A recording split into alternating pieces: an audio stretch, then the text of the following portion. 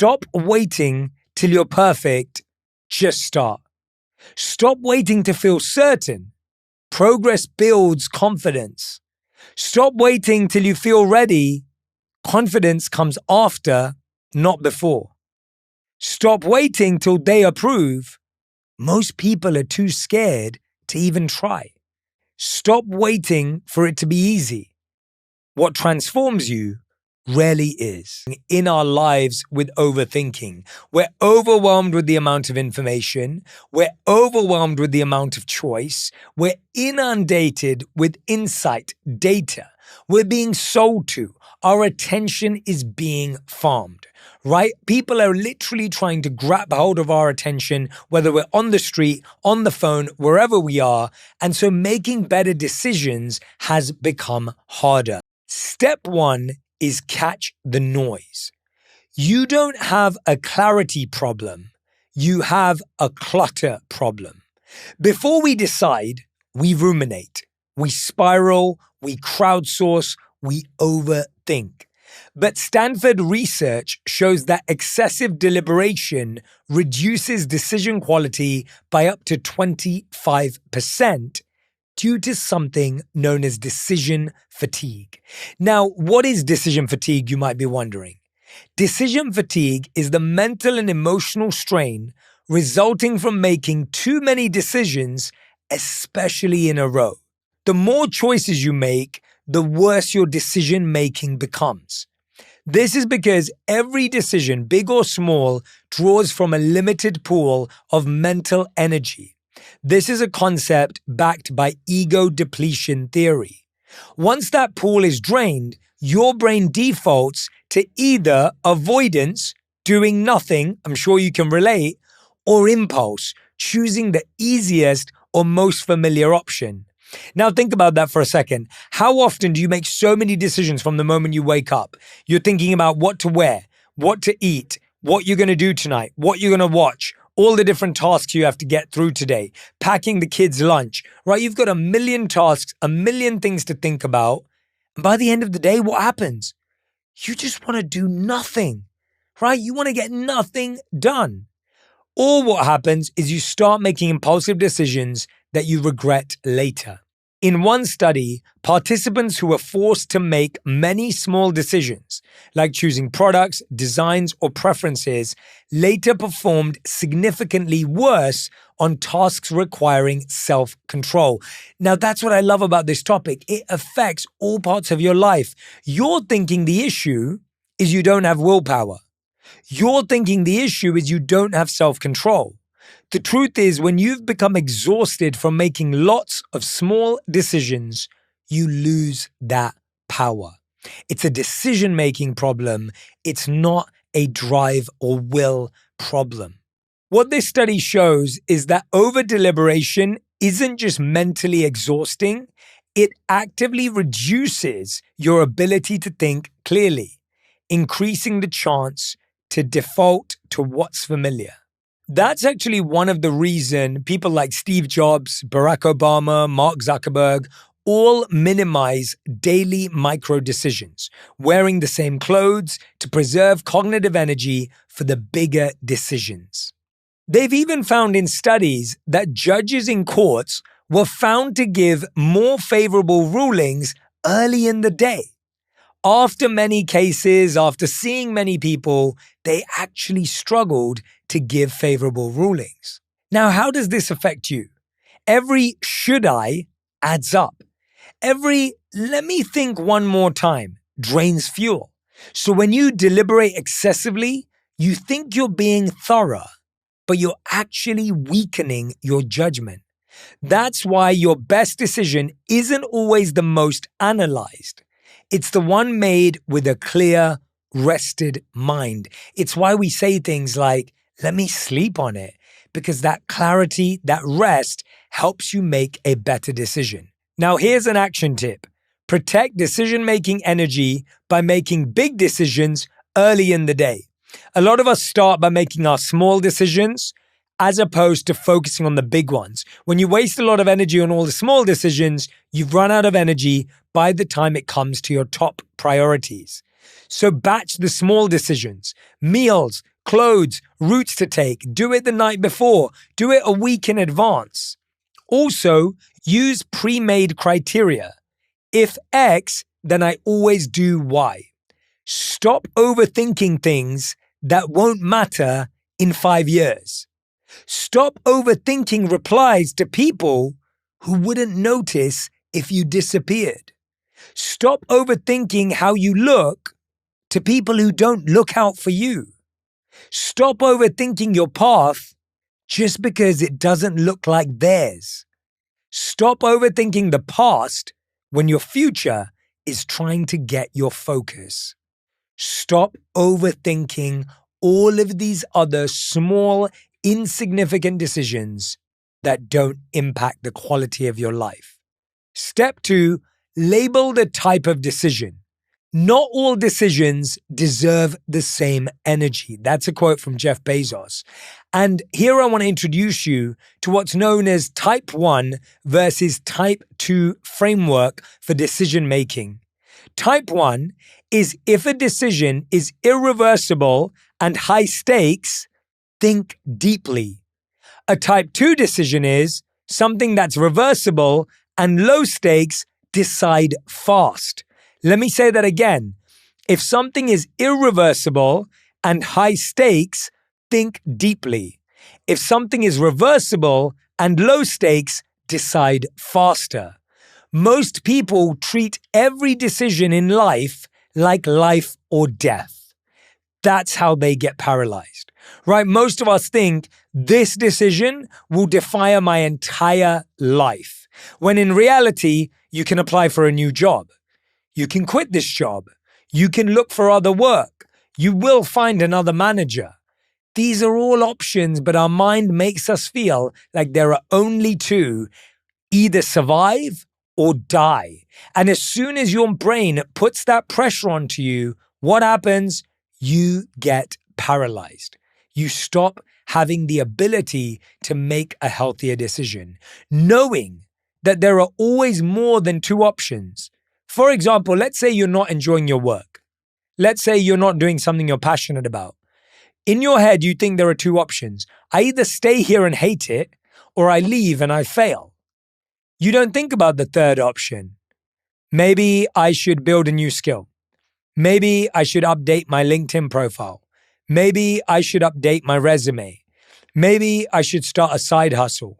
These are all opportunities and options that we don't even consider because we think there are only two options. When we realize that most things are reversible and most things are not that high stakes, we actually expand our worldview. Here's a mini action for you. Ask yourself, if I choose wrong, can I recover? If yes, then act. If no, then investigate further. Most people treat type 2 decisions like type 1 decisions.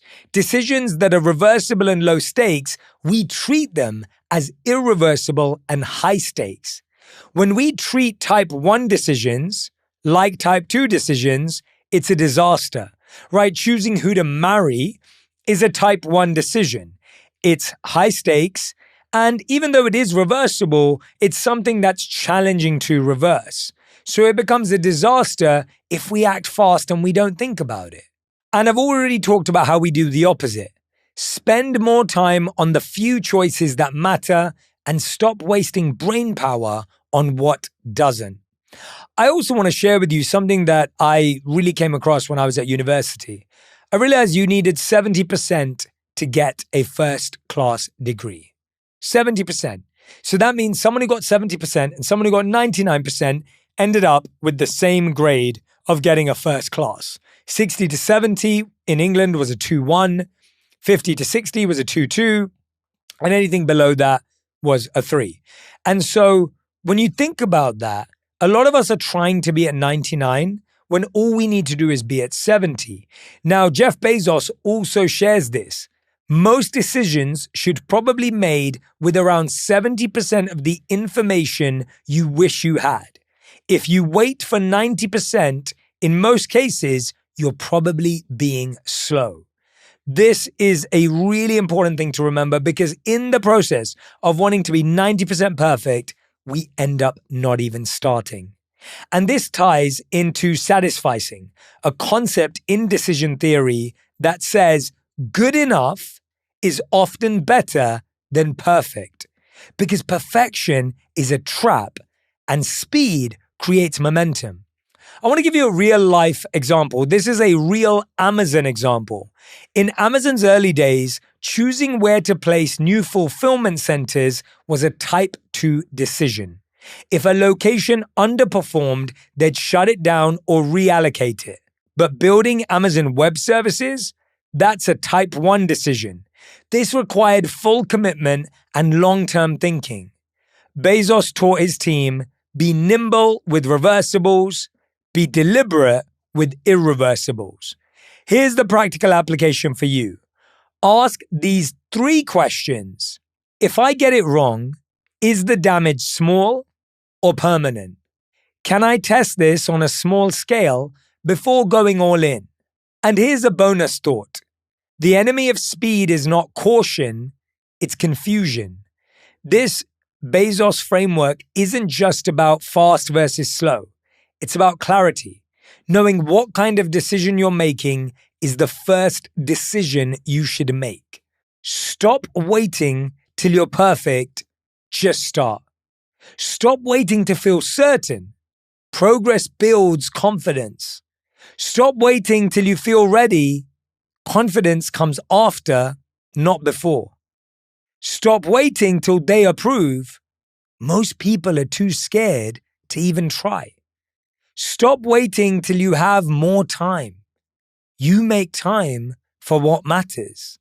Stop waiting for it to be easy. What transforms you rarely is. Step 3. Feel first, then think. That might sound counterintuitive, but stick with me. One of my favorite quotes is from Antonio Damasio. He said, "We make our decisions emotionally, then justify them logically." This idea from Antonio Damasio is one of the most powerful and under-acknowledged truths about how we actually make decisions. Let's break it down. Now, Dr. Antonio Damasio is a renowned neuroscientist. His most influential work centers on how emotion is essential for rational decision-making, a direct challenge to the old-school belief that logic alone leads to better choices. His groundbreaking book, Descartes' Error, reshaped modern neuroscience by proving we are not thinking machines that feel, we are feeling machines that think. Now here's the science. Damasio studied patients with damage to the ventromedial prefrontal cortex, the part of the brain that connects emotional processing with rational thinking. These patients had normal IQ, they could reason and analyze logically, but couldn't make basic decisions, even about where to eat, what to wear, or which pen to use. They were emotionally numb as a result. Their decision-making broke down completely. His conclusion, without emotion, logic stalls. Emotion isn't noise, it's navigation. Here's what this really means in real life. You feel something first. Desire, fear, excitement, guilt. Then your brain builds a logical story to support or justify that feeling. Example, you feel anxious about leaving your job. So you build a logical case like, the market's unstable, or this isn't the right time. But deep down, your hesitation might be emotional. Fear of failure, fear of judgment, fear of losing identity. The logic is the cover. The emotion is the compass. Feel first, then think clearly. If you skip the emotional layer, your logic becomes reactive, not intentional. So here's how to use this insight. This is a 3-step emotion check-in before big decisions. Name the dominant emotion you're feeling. Is it excitement, fear, shame, pressure, envy? And then ask, is this emotion trustworthy or distorted by past wounds? Then engage logic. Now you're making decisions from wholeness, not habit. So to me, asking that question, what emotion is driving this decision? And naming it, fear, guilt, love, ego. Then asking, is that emotion trustworthy right now? Will save you so much. I'll give an example. If someone hurts me and I'm thinking about hurting them back, if I ask myself, where's that coming from? It's coming from revenge. Is that trustworthy right now as an emotion? Probably not. So how I want to behave and how I want to act may be something I regret. Don't ignore your intuition. Stop mistrusting your first reaction because it's often your deepest wisdom. Stop calling it overthinking when it's actually your soul saying no. Stop asking for clarity from others when your nervous system already gave you an answer. Stop pretending you don't know when you've known all along. Step 4, play the 10-10-10 game. Most regrets aren't from what we choose, but from not zooming out. That's from Susie Welch's 10-10-10 rule. Ask yourself, how will I feel about this in 10 minutes? How will I feel about this in 10 months? How will I feel about this in 10 years? This activates the dorsolateral prefrontal cortex, the part of the brain responsible for long-term thinking, basically reducing impulsive errors. Here's a mini action. Voice record yourself answering those 3 questions. Don't write, speak. Speaking activates deeper truth. It's a great way of asking yourself, am I wasting time? Am I focusing on the wrong thing? Am I overreacting to this situation? Will this matter in 10 minutes? Will this matter in 10 months? Will this matter in 10 years? Step 5, create a regret simulation. There's a famous quote that says, fear of future regret warps present choices. We wrongly fear regret before we decide. But Harvard research shows that predicted regret is often exaggerated. Regret feels real, but it's a simulation. We have to use it deliberately, not reactively. Imagine both paths. Ask yourself, if I choose this and it fails, will I respect who I become anyway? What a great question. If I choose this and it fails, will I respect who I became anyway? That's your real North Star, your integrity, not your outcome. Stop aiming for a perfect life. Aim for a life you're proud to remember. Stop holding back just to stay safe. Safety won't comfort you at 80. Stop letting fear make your decisions. It's not the one who has to live with them. Stop asking, what if it goes wrong? Ask, what if I never tried? Stop replaying the past and use that energy to create a better now. Step number 6, ask the 3 identity questions. Don't ask what's smart, ask what's in alignment. Western psychology says we should maximize pleasure or avoid pain. But Vedic wisdom teaches that the right action is the one aligned with your deeper purpose. So ask, what kind of person do I want to become? Which decision reflects that version of me? What am I willing to lose to protect that? And you can write down your future self in 3 bullet points and make your choices them, not as the current you. Deciding who you become is the most important decision you'll ever make. But most of us decide what we want. We decide what we desire. We don't decide who we dream to be. We don't desire which skills, what behaviors we wish to have. only results we want to see.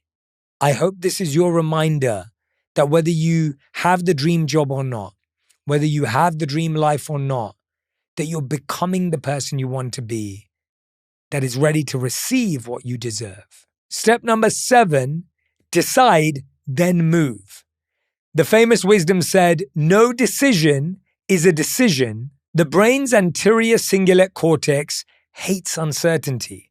That's why indecision feels like anxiety. Action reduces anxiety, not certainty. Once you choose, do something physical within 5 minutes.